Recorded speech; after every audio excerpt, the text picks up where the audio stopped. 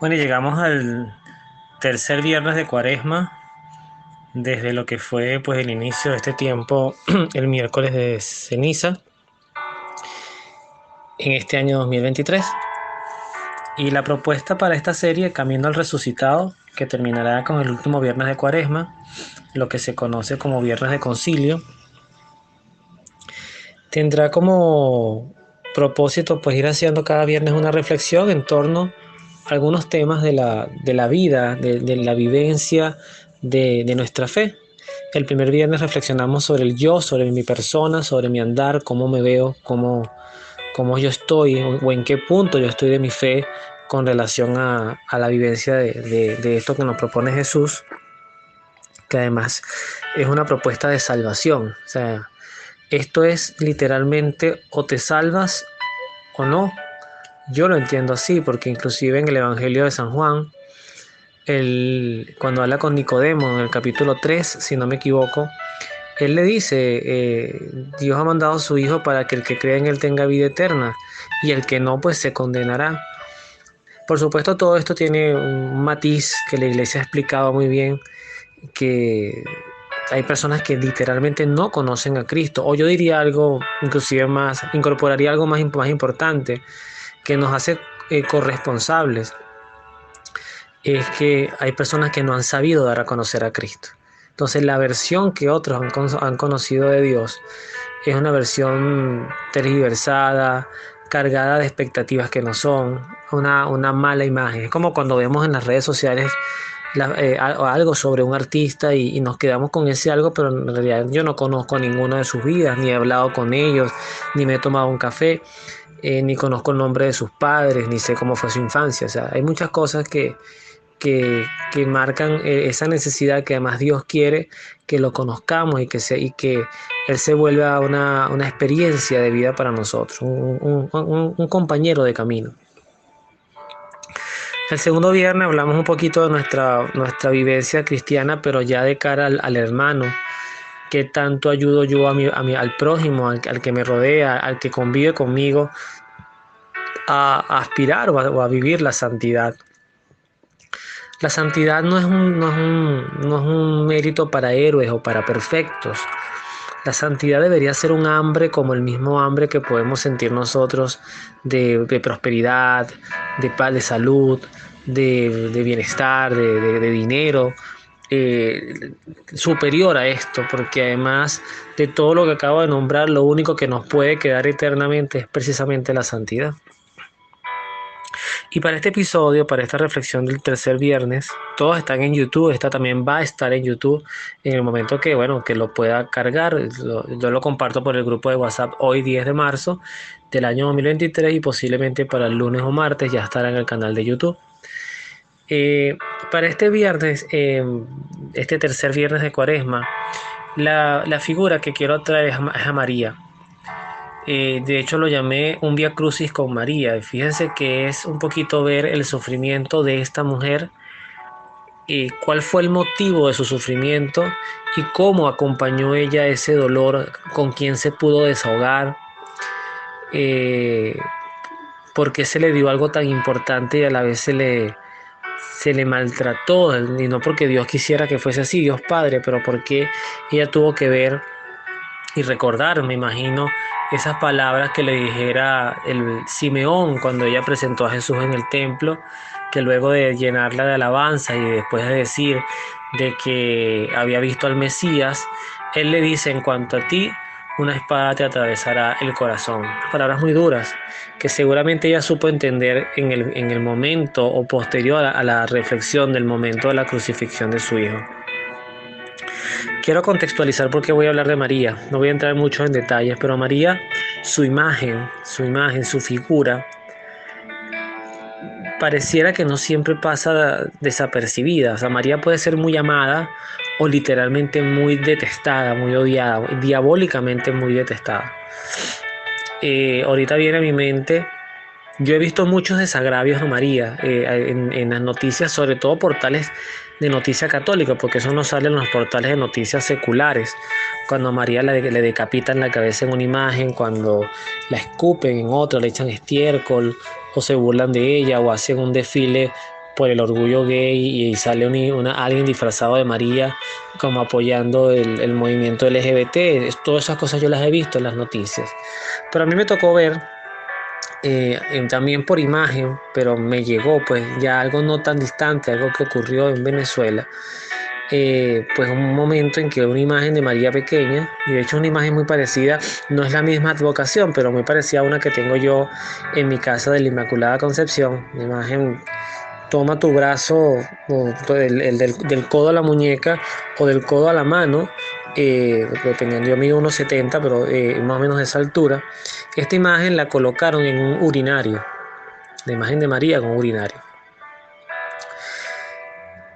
Y yo no voy a decir, porque nada más que sería una gran hipocresía de mi parte decir que yo soy una persona con un gran corazón mariano. No, María para mí es un ser, María para mí representa literalmente la pureza de Dios. O sea, cuando uno habla de Dios, eh, uno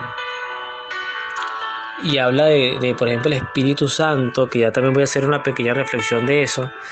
Y uno se imagina a la Inmaculada, a la mujer llena de gracia, a la que nunca pecó, a la que nunca hizo ningún comentario fuera de lugar. Uno piensa que María es una mujer, además virginal, en todo lo que eso implica, pura, o sea, una mujer que no era tonta. A veces confundimos la inocencia con la estupidez y no tiene nada que ver. María era una mujer muy inteligente que además cargaba dentro de sí todos los dones del Espíritu Santo. Por eso escuchar a María en su tiempo y hoy es escuchar a Dios literalmente, no porque ella sea Dios, pero es que no hay ser humano que transmita más fielmente el pensar de Dios, producto de los dones que ha recibido, que María Santísima. Entonces hago toda esa gran introducción porque yo cuando vi esa imagen sí me salieron 2 lágrimas y me dio mucha rabia, me dio mucha ira verla y me preguntaba por qué.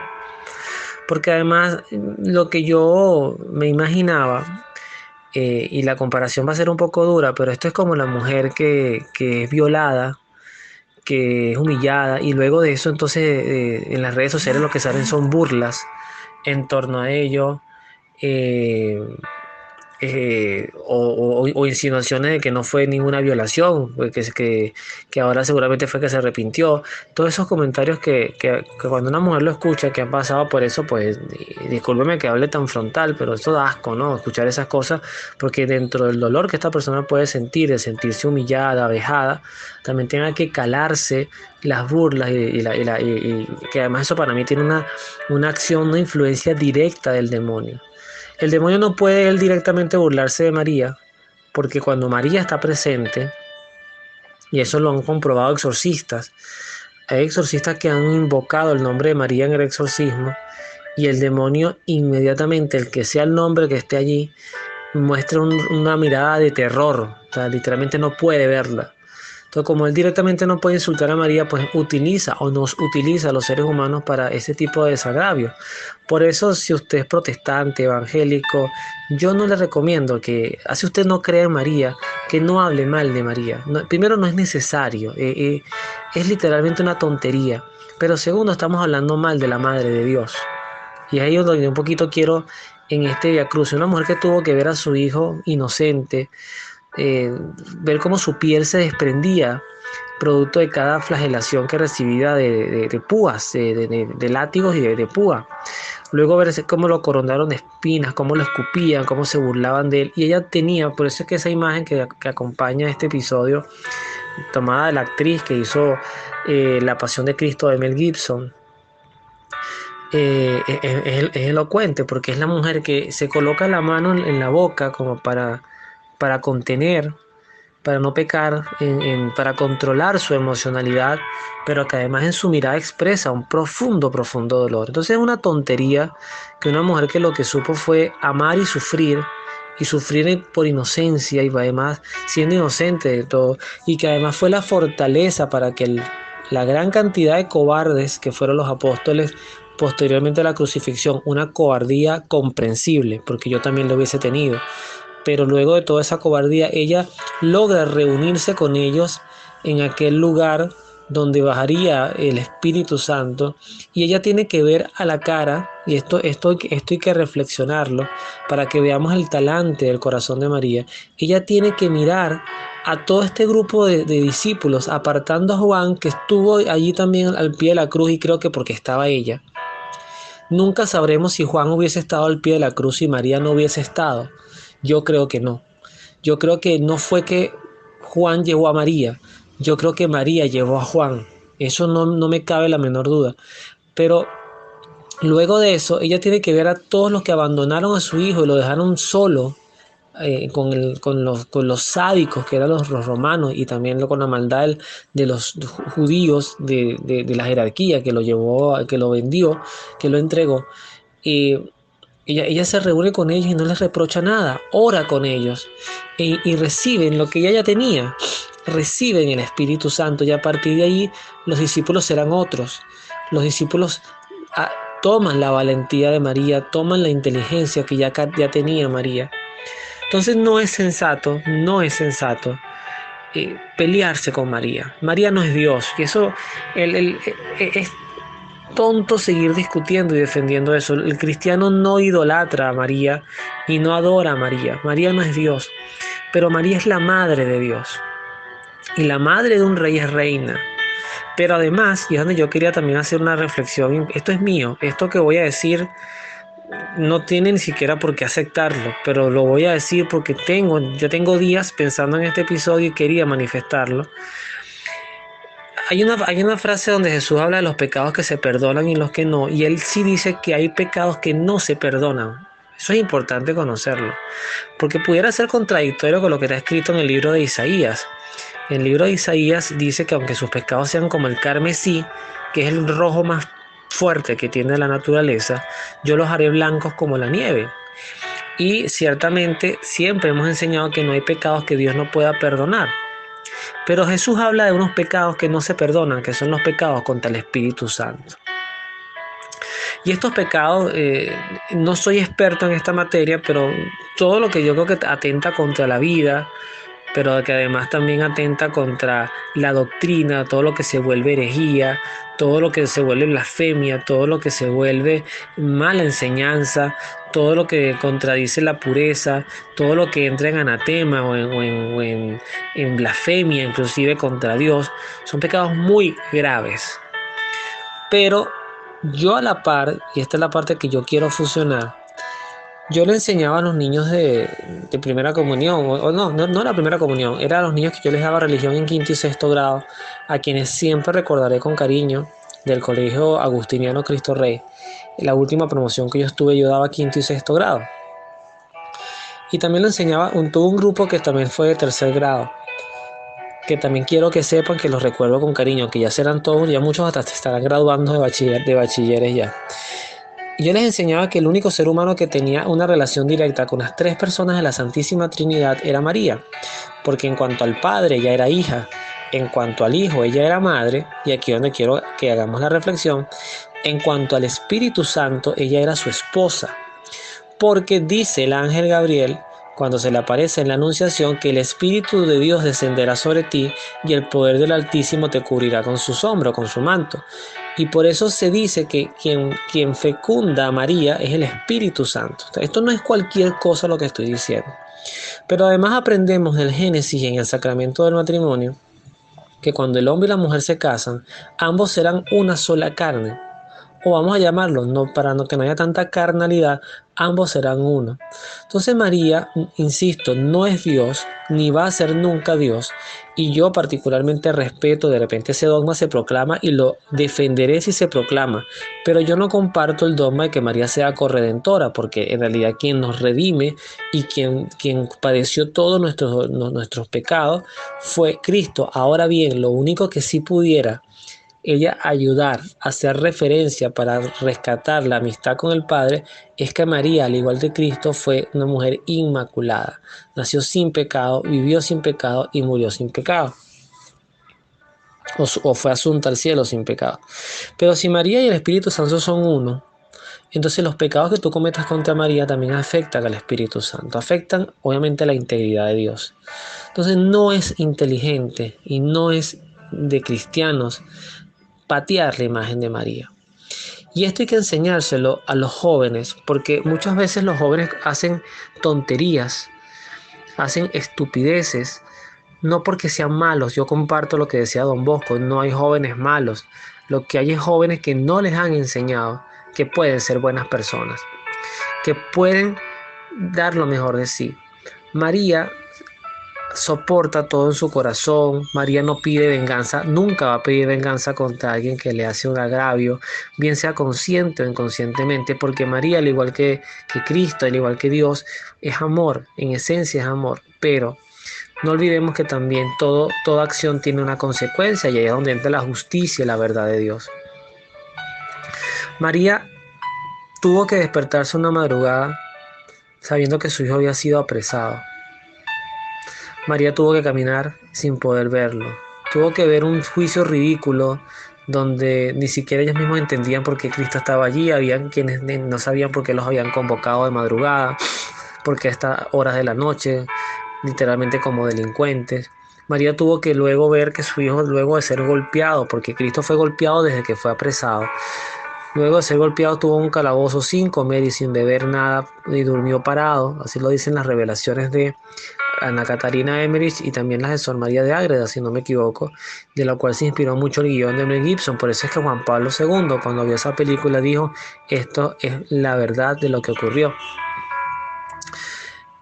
Y además de Juan Pablo II también se habla de que hubo cierto misticismo en su papado.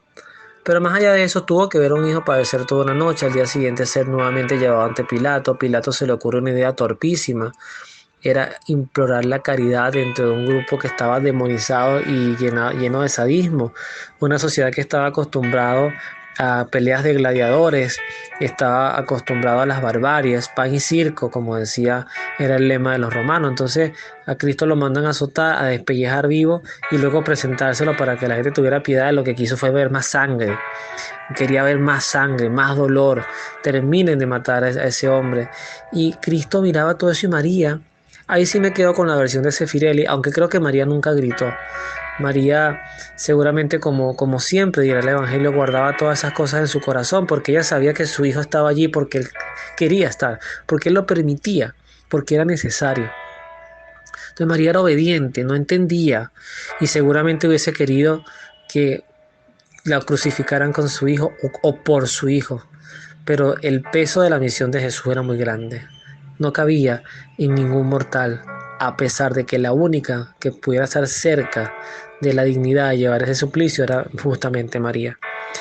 Ella tuvo que ver sufrir a un hijo que murió por toda una humanidad que hoy le resbala creer o no creer en Cristo, a muchos, que hoy compara la fe cristiana con otras denominaciones como si fuese lo mismo ser budista, musulmán o cristiano.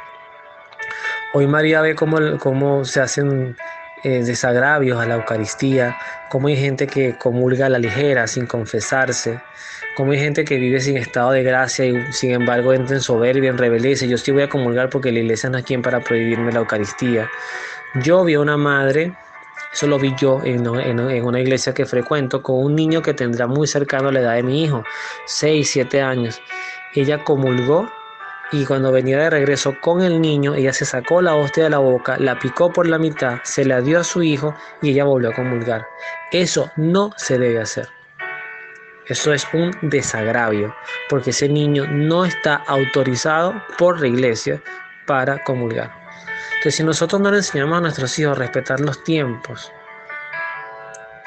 más allá de todo lo que haya que vivir o hacerse, si nosotros no les enseñamos a nuestros hijos a respetar los sacramentos y la vida cristiana y lo que implica, la virtud que implica tratar de vivirla lo más dignamente posible.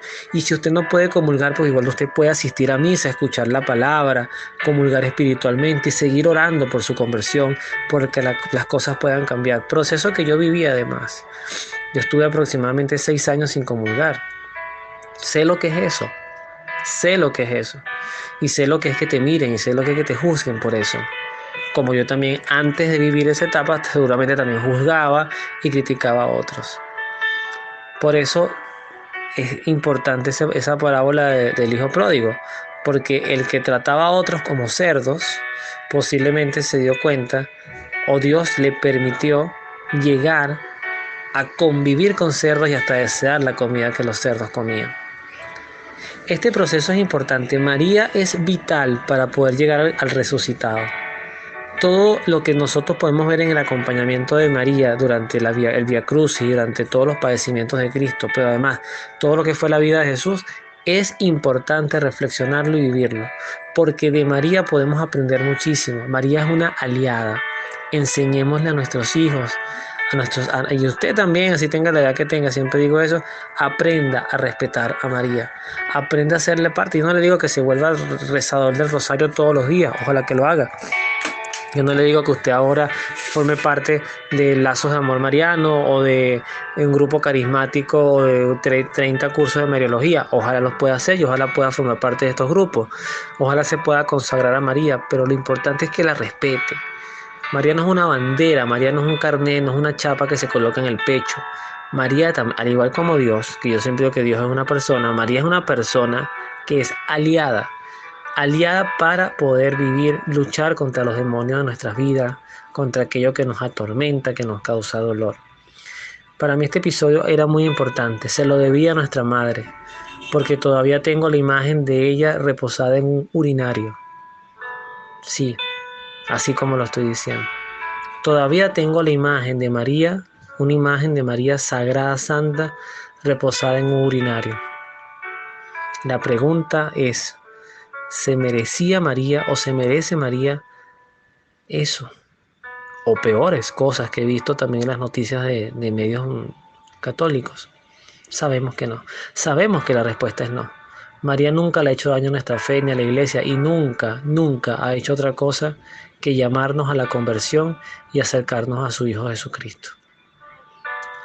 Así que por María, la bienaventurada, aquella que proclamó en su alma las grandezas del Señor, que podamos nosotros también caminar al resucitado y llegar a Él. Que Dios los bendiga. Nos vemos en la oración.